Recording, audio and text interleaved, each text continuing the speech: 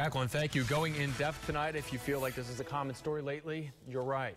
This is the fifth deadly wrong-way crash on Bay Area interstates in the last 7 months. The deadliest, you might remember, happening back in February near Bush Boulevard, where a drunk driver slammed his SUV into a car carrying 4 USF students, killing everyone involved. Less than 2 weeks later, another driver killed after a car crashed head-on into a box truck near Bears Avenue. Investigators say he was also driving drunk.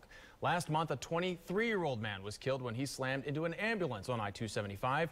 We're told he was not wearing a seatbelt at the time.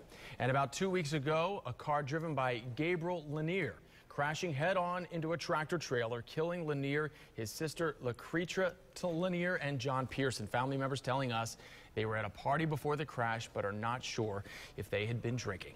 Tonight, we're taking action for you, asking what can be done to keep tragic crashes just like those from happening again. Well, authorities telling us at this point there's not a lot they can do to keep people from going the wrong way. But the Florida Department of Transportation saying they light up message boards when possible to warn other drivers. And FDOT is testing 2 programs to keep people safe. One uses signs with radar detectors that flash wrong way, and the other uses sensors in the road to detect a wrong way driver and alert law enforcement.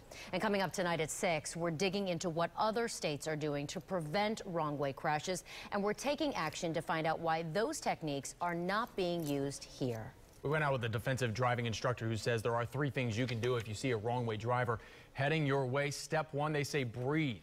Next, take your foot off the pedal and slow down. And finally, turn the wheel away from the person headed your way. The biggest mistake that driving instructor Robert Dillman tells us that people make is braking while turning. Your body's going to go into a fight or flight situation where your oxygen is depleted from your muscles. You're sliding at that point. You don't have as much control in the car as you otherwise would. Well, it's definitely not as easy as it looks. Dillman's advice: learn from a trained professional. We're also going in depth, finding out just how common these wrong way crashes are. And the numbers are disturbing. The latest information coming from a 2012 study by the National Transportation Safety Board. These types of crashes on average kill over 300 people every year. They're most common at night and on weekends. More than 60% of all wrong way crashes are caused by drunk drivers. Between 2008 and 2012, Florida was 3rd in the nation with 393 deadly wrong way crashes.